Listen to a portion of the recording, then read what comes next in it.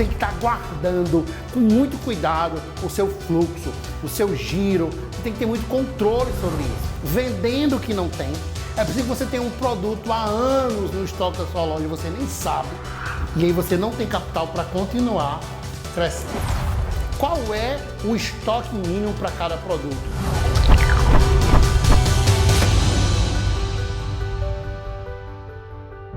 E aí, pessoal, tudo bom? Nessa aula de hoje eu vou falar com vocês sobre estoque. Um outro elemento muito importante que todo empreendedor precisa saber. Tem muita coisa dentro do estoque que você precisa estudar e que talvez você esteja deixando de lado. Tu já parou para pensar como seu estoque pode ser estratégico?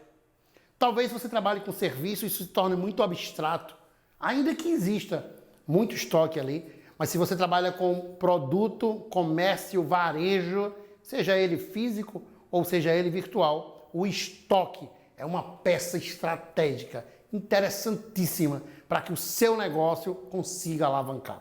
Eu tenho visto muitos empreendedores que trabalham com varejo empancados, simplesmente por não saber gerenciar o estoque. Vamos lá, a primeira grande questão sobre estoque. Vamos lá. Primeira coisa, entenda que estoque é estratégia. Estoque não é simplesmente uma coisa, um lugar para você guardar produto. Estoque é estratégia. Ele precisa fazer parte do entendimento amplo, da visão estratégica da empresa. E eu quero dar alguns cuidados para que você tenha. Falei sobre isso no vídeo anterior, sobre o mercado, a arena competitiva, quando eu falava sobre fornecedor. E eu quero destacar para você, muito cuidado com as promessas mirabolantes de um representante comercial. Preste atenção, varejista.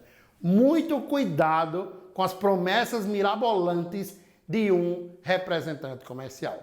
Nenhum desconto, nenhuma grande promoção vale a pena se comprometer o seu fluxo de caixa. Você tem que estar guardando com muito cuidado o seu fluxo, o seu giro. Você tem que ter muito controle sobre isso. E às vezes a gente se descontrola por causa de um ou outro grande desconto que a gente recebe. Então, primeira coisa, se o seu estoque é estratégia, ele precisa ser planejado. Primeira grande questão, ele precisa ser planejado. Portanto, as compras que você vai fazer, elas precisam ser planejadas. É claro, é lógico que a gente tem que estar atento às oportunidades de mercado. E surgem coisas muito legais. E você tem que tê-las, você tem que comprar quando acontece uma grande promoção, sim, se ele não comprometer o seu fluxo de caixa. Se você tem um estoque planejado, você sabe se aquela compra compromete ou não o seu fluxo. Primeira grande questão. Segunda grande questão de estoque. Estoque, ele tem que ter um controle muito rígido. Muito rígido. Parece uma mentira. Se você não tem uma loja, talvez você diga, Alexandre, isso é conversa. Mas existe muito lojista que não tem controle de estoque. Que se você pegar o sistema e pegar o estoque, eles não batem de jeito nenhum. Se você está me ouvindo e é uma situação sua, tire um dia com a sua equipe. Se preciso for, feche a loja. Se der para fazer sem fechar, faça sem fechar. Mas bata o seu estoque. Se você não tem controle do estoque, é muito possível que você esteja sendo roubado sem saber, vendendo o que não tem. É possível que você tenha um produto há anos no estoque da sua loja e você nem sabe. E isso é comum de acontecer. Então, se você trabalha com comércio, bata o seu estoque. Por que eu estou falando tanto em comércio? Porque é onde eu vejo o maior problema nesse sentido. Mas isso vale para todos os negócios. Bata seu estoque. E estoque não é apenas aquele produto que eu vendo, mas são as coisas que eu tenho também. Então, talvez você não trabalhe com comércio. Vamos dizer que você tem um salão de beleza. Você não vende a tinta, mas você usa a tinta para pintar o cabelo de alguém. Você usa o secador, você usa outras coisas. Ali também é um estoque, que está vinculado a um serviço. O que o cliente compra é o serviço, mas ele precisa do produto. E aí a mesma regra vale. Controle. Bata o seu estoque. Fundamental também. Terceira coisa, estude os produtos. Vou já falar sobre curva ABC, que é uma técnica para isso, mas aí a gente deixa para daqui a pouco. Segura aí. O que significa estudar os produtos? Será que tudo que você vende precisa? Será que todos os seus produtos eles são realmente relevantes para o seu cliente? Será que você está comprando muito de um produto e deixando de comprar de outro? Você precisa estudar o produto. Quais são os produtos que realmente fazem sentido? E aí vale para todo mundo, inclusive para serviço. Você tem um portfólio gigantesco de serviço. Será que você precisa atender tudo aquilo? Será que você não consegue entregar maior valor com um portfólio menor ou com um estoque menor? Você trabalha com alimentação. Será que seu cardápio precisa ser 10 folhas? E por aí vai. Serviço, varejo, o que for. Pensa nisso, estuda o seu produto. Estude o seu produto. Então você precisa pensar como estratégia, e quando eu digo pensar como estratégia é planejar, faça compras planejadas que obedecem ao seu fluxo, ao seu capital de giro, controlar, vai no estoque, conta esses produtos, bate estoque com o sistema, padroniza isso, não permita que seu estoque seja completamente diferente. O vendedor tem um estoque, o sistema tem outro, na realidade é outro. E depois, estude os seus produtos. O dinheiro de uma empresa, ele não pode estar parado. Uma empresa, ela só cresce se o seu capital estiver andando, girando. E que giro é esse? Esse giro tem 4 pontos. Primeiro ponto, ele é dinheiro. Você começou o negócio e você tem um capital na sua mão, grana mesmo, dinheiro vivo. Ou seja, no banco, tal. Você tem dinheiro mesmo. Não é um cartão de crédito, não é a receber, é dinheiro. Muito bem. Você foi lá no fornecedor e você comprou produtos. Esse dinheiro deixou de ser dinheiro vivo para ser produto. Mas ele continua existindo. Você colocou isso na sua loja e o seu cliente comprou aquele produto. Mas ele não paga imediatamente. Ele passa um cartão, ele paga no boleto, ele, sei lá, faz um aprazamento aí. Esse capital que era dinheiro, virou o produto, agora ele se tornou uma promessa, que a gente chama de a receber. Quando o seu cliente pagar, ele vira novamente capital. Esse ciclo ele não pode parar. Se você tentar ver ele desenhado, você vai ter, primeiro, o dinheiro, depois, os produtos, depois, você vai ter um título, vamos chamar de título, uma a receber, depois você recebe e ele é dinheiro novamente. Esse primeiro valor, ele sempre vai ser inferior ao último valor. Claro, eu comprei um produto, comprei um sofá por R$500. Eu, fornecedor, sou o dono do negócio. Aliás, eu, comerciante, sou o dono do negócio. R$500. Na hora que eu peguei esse sofá e coloquei na loja, ele vale quanto? R$500. O meu cliente comprou. Ele compra por 500? Não, ele compra por R$1.200. Aprazou. Eu recebi R$1.200. Portanto, essa empresa que ontem tinha 500, passa a ter 1.200, ela tem R$700 de lucro. Agora, ela pega esse dinheiro e ela recomeça esse ciclo. Dinheiro, produto, a receber, dinheiro novamente. Isso é o que a gente chama de fluxo de caixa. Estou tentando explicar de maneira bem simples, mas ele é mais complexo do que isso. Mas assim dá para a gente entender resumidamente. Você tem o dinheiro, você compra um produto, você vende o produto, você ganha dinheiro mais do que o que você colocou. Essa lógica, ela não pode parar. O que acontece com a mobilização de capital? É quando você trava esse processo. Quando você compra muito produto de estoque, você lota seu estoque e aí você para aqui, ó. Porque você compra muito mais do que a demanda. Então, em vez de você comprar um sofá, você compra 100 produtos. Mas você não vende isso. Você passa 3, 4, 5 meses para vender. Então, esse giro, ele só acontece depois de 5 meses. E você, portanto, passa 5 meses com esse capital parado, imobilizado. E aí você não tem capital para continuar crescendo. Vou lhe dar um exemplo prático que você já viveu, eu tenho certeza. Lembra quando você foi numa pastelaria, abriu o cardápio e você começou, me dê um frango catupiry, Aí o cara disse, não tem. Aí vocês, então me dê esse aqui, mussarela? Não tem. Então me dê um suco de uva? Não tem.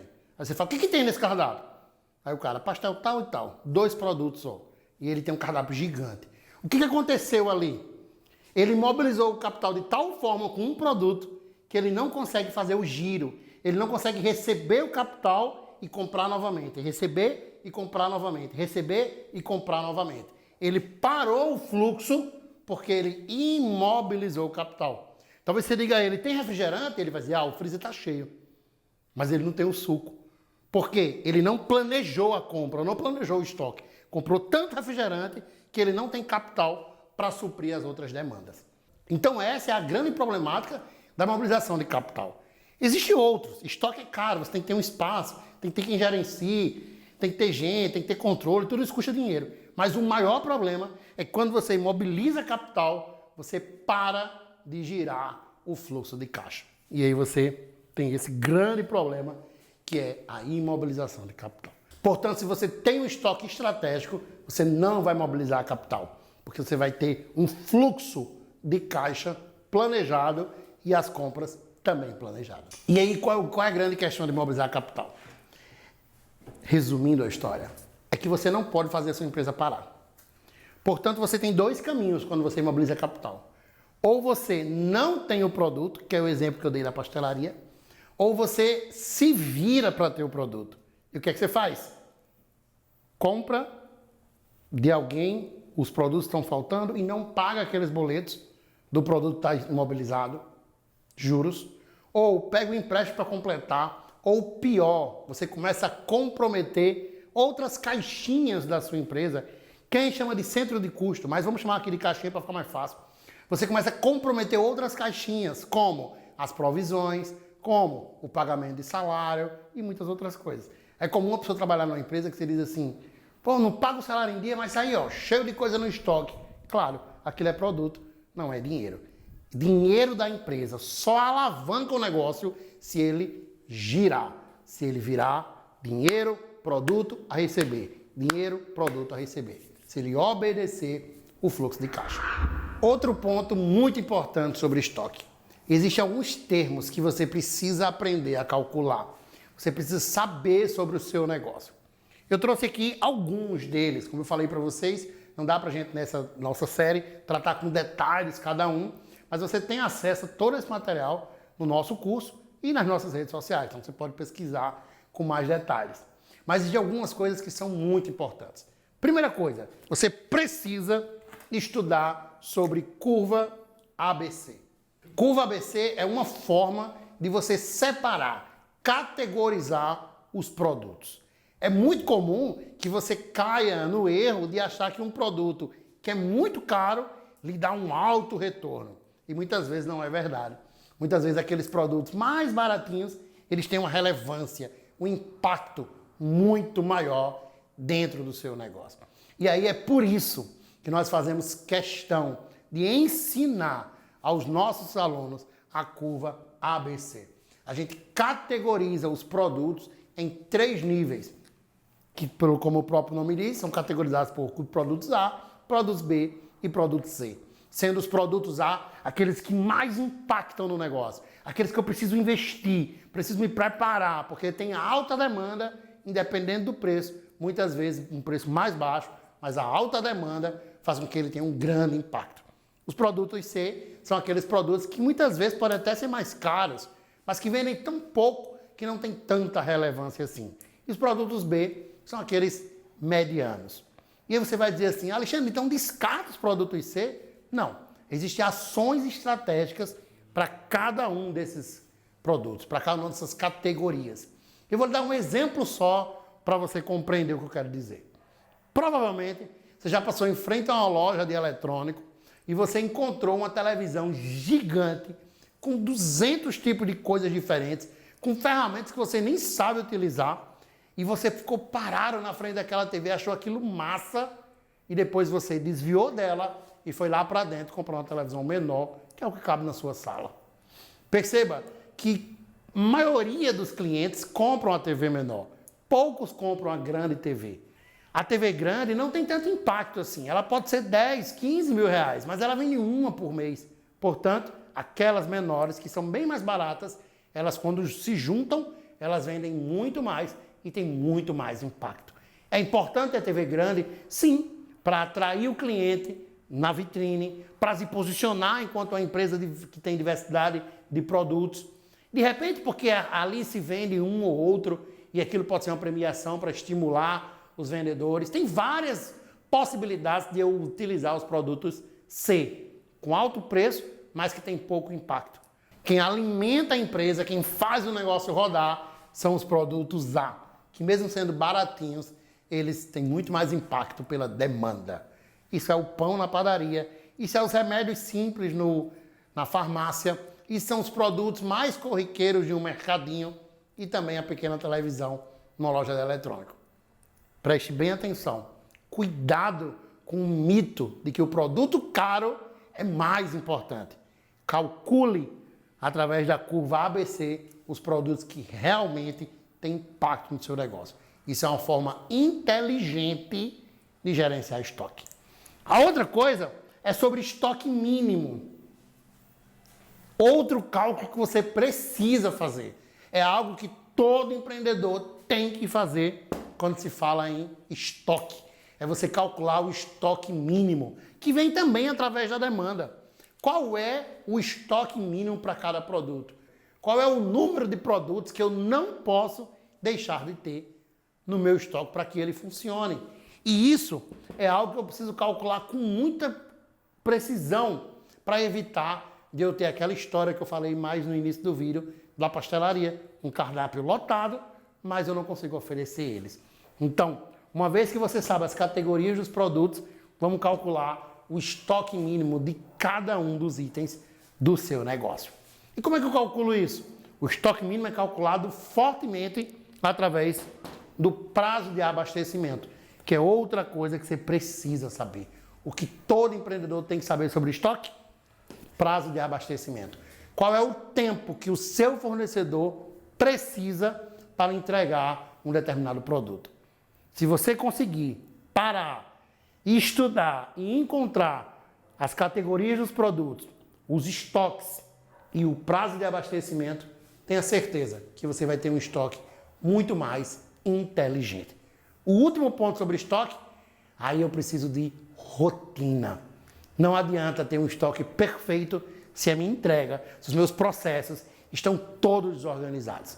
Vamos falar de rotina agora.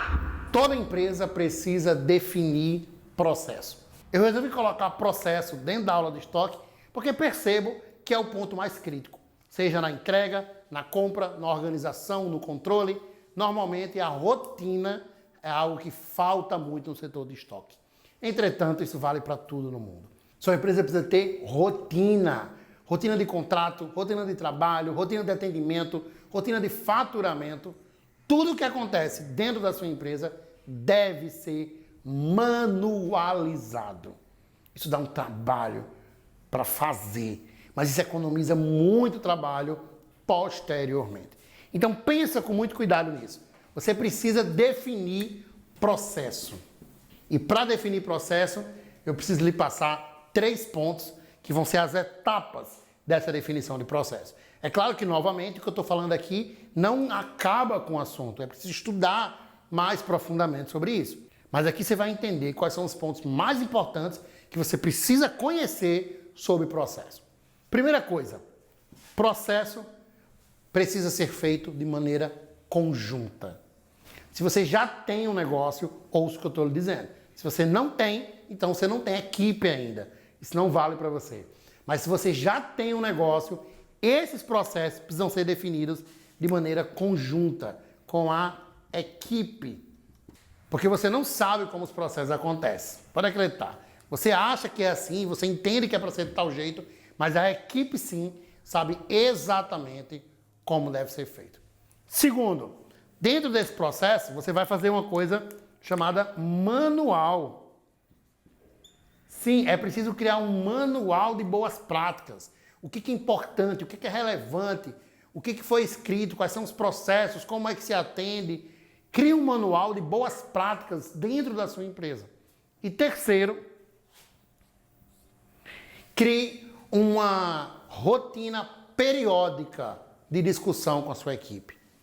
Procure tentar, junto com a sua equipe, periodicamente se reunir para definir, avaliar e redefinir esses processos. Processo, manualização, vai lhe dar muitos benefícios. Entre eles, vou citar alguns para vocês. Diminuição de custo, diminuição de retrabalho, problemas no atendimento, porque cada um atende de uma maneira diferente. E o mais importante, na minha visão, é uma padronização. É as pessoas terem a sensação que trabalham num lugar padronizado, organizado. E, portanto, fazem tudo de maneira uníssona. Todos iguais, todos seguindo a mesma rotina. Lógico, preste atenção nessa armadilha. É lógico que você tem que respeitar a peculiaridade de cada indivíduo.